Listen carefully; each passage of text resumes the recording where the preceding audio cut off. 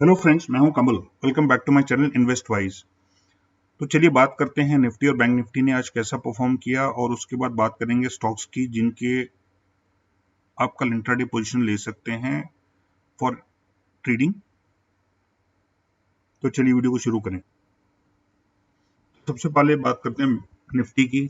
Nifty आप देख सकते हैं कि पिछले कुछ दिनों से ऑलमोस्ट डोजी लाइक कैंडल बना रहा है। तो डोजी लाइक कैंडल जो है, this is an indecisive pattern. और अगर आपको टेक्निकल एनालिसिस या कैंडलस्टिक पैटर्न्स के बारे में ज़्यादा नॉलेज नहीं है तो आप मेरी कैंडलस्टिक पैटर्न्स की वीडियो देख सकते हैं, उसका लिंक मैंने डिस्क्रिप्शन में दिया हुआ है।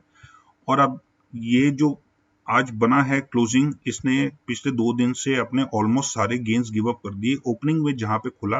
हालांकि पिछले 2 दिनों से खास करके तो ये गैप अप खुल रहा है। उससे पहले भी गैप अप खुला था जैसे यहाँ पे, लेकिन जो गैप अप खुल रहा है उसके बाद ये अपने जो गेन्स थे इंटरडे के ड्यूरिंग द डे वो उनको सस्टेन नहीं कर पा रहा है और नियर ओपनिंग लेवल्स खुलता है, which is not a sign of strength.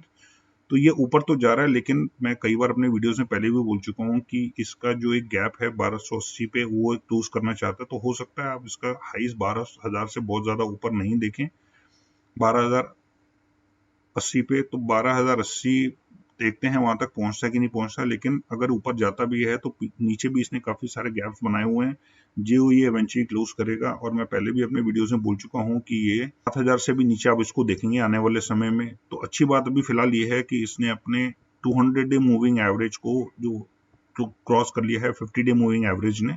This is a good sign. लेकिन जो बॉडीज बन रही हैं कैंडल्स की वो ज्यादा स्ट्रांग नहीं है।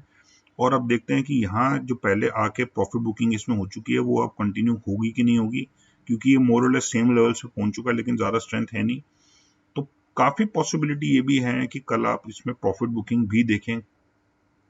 बैंक निफ्टी मैं पहले अपने वीडियोस में बोल चुका हूँ कि बैंक निफ्टी निफ्टी को काफ़ी ज़्यादा अंडर परफॉर्म कर रहा है। हालांकि आज बैंक्स के लिए अच्छा दिन था और बैंक निफ्टी 1.5% ऊपर थी, which is out perform the Nifty today.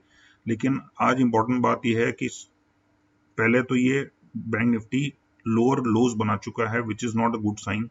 दूसरी बात यह है कि यहाँ पे एक बार पहले निफ्टी आके इसमें सेलिंग आ चुकी है। 2 दिन इसने थोड़ा सा ग्रीनिश कैंडल्स बनाई थी लेकिन फिर सेलिंग आ गई। तो यहाँ भी ऑलमोस्ट सेम लेवल्स पे है। तो अब देखना यह है कि ये इस लेवल को ब्रीच कर पाता है कि नहीं कर पाता। और अगर ऊपर भी जाता है तो इम्पोर्टेंट बात ये होगी देखने के लिए कि 23,000 लेवल्स को कितना स्ट्रांगली ब्रीच करता है, और पिछला जो अपना हाई है करीब 23,100-200 का, उसको उसके ऊपर ही क्लोजिंग दे पाता है कि नहीं दे पाता, that remains to be seen. और अभी जिस तरह निफ्टी के 20 डे और 50 डे मूविंग एवरेजेस ने 200 दिन की लाइन को क्रॉस कर लिया, तो यहाँ पे 200 दिन की लाइन काफी ज्यादा ऊपर है, लगभग 2000 पॉइंट ऊपर। और दोनों में से किसी लाइन ने भी उसको क्रॉस नहीं किया है। This is not a good sign. और क्योंकि इकोनॉमी में थोड़ा सा स्ट्रेस है, अगर आपने आज के आईपी नंबर्स देखे होंगे तो उसमें जो जून के नंबर्स हैं वो मई से थोड़े बेटर थे, लेकिन ओवरऑल लास्ट ईयर से कम ही रहे हैं दोनों महीनों के नंबर्स, मई और जून के। तो उस हिसाब से अगर इकोनॉमी पिछले साल से ज्यादा ग्रो नहीं करेगी तो बैंक्स में थोड़ा सा स्ट्रेस आने वाले समय में आप हो सकता है देखने को मिले।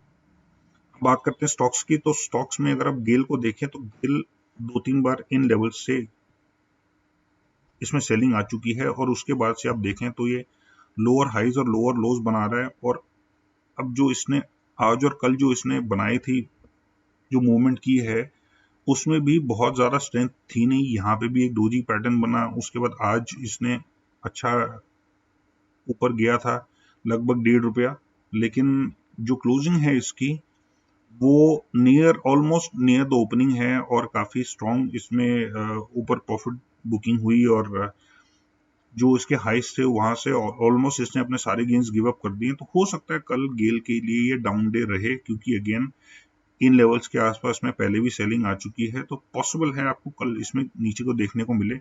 तो अगर आपको ये स्टॉक 97 से नीचे दिखता है तो 97.25 का स्टॉप लॉस रख के आप इसमें शॉर्ट कर सकते हैं। हो सकता है आपको अच्छे प्रॉफिट भी मिल जाएं।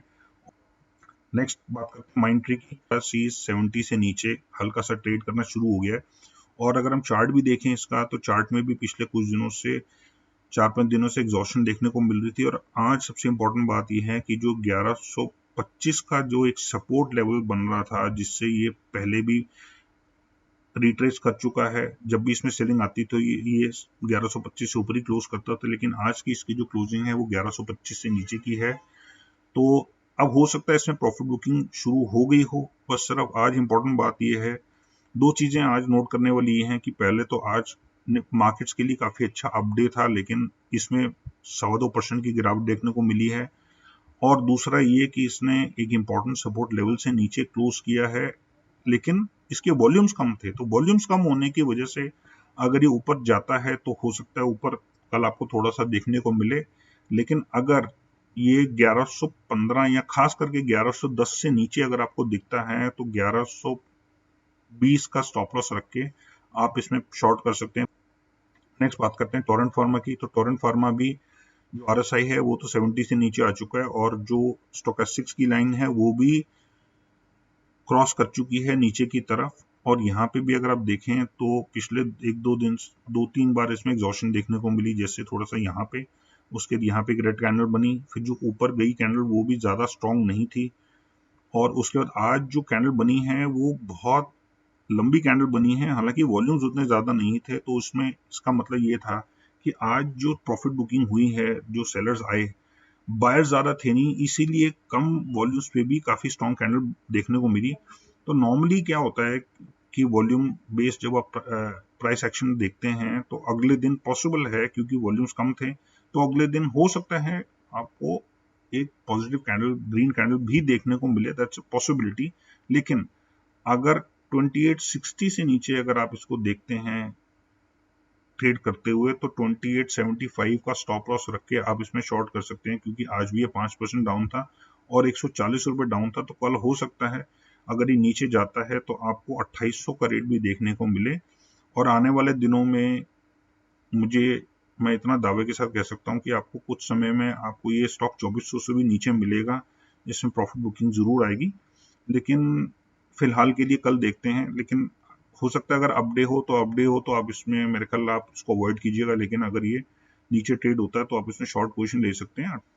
नेक्स्ट बात करते हैं टाटा स्टील की। तो टाटा स्टील अगर आप देखें तो पिछले 2 महीने पहले ये स्टॉक था लगभग 310 पे, और अब ये रन अप करके इसने ऑलमोस्ट आज 427 रुपए 60 पैसे का रेट भी देखा, विच इज नियरली 110 रुपए ऊपर। और अगर हम पिछले 5-6 दिनों की भी बात करें तो 350-60 के लेवल से ये 427 के लेवल्स तक गया है। तो यहाँ पे भी इसने करीब 60-70 रुपए हाई बनाया है सिर्फ 5-6 दिनों में ही। लेकिन इंपॉर्टेंट बात नोट करने वाली बात यह कि हालांकि जो RSI है वो 81 पे है और स्टोकेस्टिक्स भी ऊपर हैं 80 के लेवल से, 88 के लेवल पे हैं, लेकिन पिछले 4 दिनों में इसकी कैंडल्स जो थी वो जो बॉडी है वो भी छोटी होती गई और वॉल्यूम्स भी कम होते गए। कुछ बातें जो उसको सेलिंग की तरफ ले जा सकते हैं वो ये है कि सबसे पहले तो ये सेकंड रेजिस्टेंस से ऊपर ट्रेड कर रहा है, जो कि है 402 रुपए 73 पैसे पे। तो हो सकता है यहाँ पे इस पे ओवरबॉट की वजह से सेलिंग आनी शुरू हो जाए। दूसरा, जिन लोगों ने पिछले 4-5 दिन में पोजीशंस ली होंगी या खास करके पिछले 2-2.5 महीने में, उन लोगों को बहुत अच्छे प्रॉफिट्स मिल गए होंगे, तो वो शायद आज प्रॉफिट बुकिंग कर रहे थे। तो इसलिए आप देख सकते हैं कि पिछले दिनों में जो इसने पॉजिटिव मूवमेंट किया वो अपने हाइस के पास क्लोज किया, लेकिन आज इसने हालांकि गैप अप ओपनिंग की पिछले दिन के मुकाबले, लेकिन इसने अपने ऑलमोस्ट सारे गेन्स गिव अप कर दिए और अपने ओपनिंग के काफी पास में क्लोज हुआ है और एक काफी लॉन्ग शैडो बना है। तो इसमें हो सकता है, क्योंकि जब भी बॉडी छोटी होती है और शैडो बड़ा होता है और वॉल्यूम ज्यादा होते हैं, तो that means there is a buying और सेलिंग प्रेशर। लेकिन क्योंकि आज ये ऊपर से नीचे आया है तो that means there was selling pressure, और ऐसे केसेस में ज्यादातर आप देखेंगे कि अगले दिन ये स्टॉक नीचे, अगले दिन ऐसे स्टॉक्स नीचे होते हैं। तो अगर ये स्टॉक भी कल 415 से नीचे आपको दिखता है तो आप 417 का स्टॉप लॉस रख के उसको भी शॉर्ट कर सकते हैं। नेक्स्ट है हमारा स्टॉक HCL टेक्नोलॉजीज। तो HCL टेक्नोलॉजीज में मैं पहले ही बात कर चुका हूँ कि इसमें मैंने बोला था इसमें प्रॉफिट बुकिंग देखने को मिल सकती है, और ऐसा ही आप देख रहे हैं कि पिछले कुछ दिनों में हो भी रहा है कि HCL टेक्नोलॉजी धीरे धीरे करके नीचे जा रहा है और इसमें कंसिस्टेंट बेसिस पे लोअर हाईज और लोअर लोज देखने को मिल रहे हैं। और RSI भी धीरे धीरे करके जो काफी दिन 70 से ऊपर थी वो अब नीचे आ चुकी है, 59-60 के लेवल्स पे है। और जो स्टोकेस्टिक्स है वो भी 55 के लेवल्स तक पहुंच चुका है।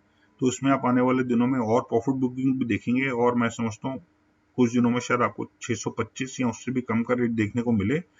तो अगर ये भी 680 से नीचे अगर आप ट्रेड करता है तो आप 685 का स्टॉप लॉस रख के इसमें भी शॉर्ट पोजीशन ले सकते हैं। लेकिन अगर ये ऊपर खुले तो, और इसमें भी एक इंपॉर्टेंट बात नोट करने वाली है कि इसमें वॉल्यूम्स आज थोड़े कम थे, तो थोड़ा सा ध्यान रखिएगा, शायद ये कल ऊपर भी रहे, इट्स पॉसिबल। लेकिन अगर ये नीचे ट्रेड होता है, खास करके ऊपर खुलने के बाद, अगर ये 680 से नीचे ट्रेड होता है तभी आप उसमें शॉर्ट कीजिएगा और 685 का स्टॉप लॉस रखिएगा। तो आई होप आपको ये वीडियो पसंद आई होगी। और एक इम्पॉर्टेंट बात आपको ये बता दूं कि बहुत सारे जो लोग हैं वो काफ़ी ज़्यादा ब्रोकरेज पे ट्रेडिंग या इन्वेस्टिंग करते हैं, तो उनके लिए एक खास अच्छी खबर ये है कि अगर उनके ब्रोकरेज रेट्स काफ़ी ज़्यादा हैं तो मेरा जो डिस्क्रिप्शन में ईमेल आईडी लिखा हुआ है उस पर आप मुझे मेल लिख सकते हैं और मैं आपकी मदद करूंगा आपके ब्रोकरेज रेट को काफ़ी कम कराने में। Thank you so much for watching.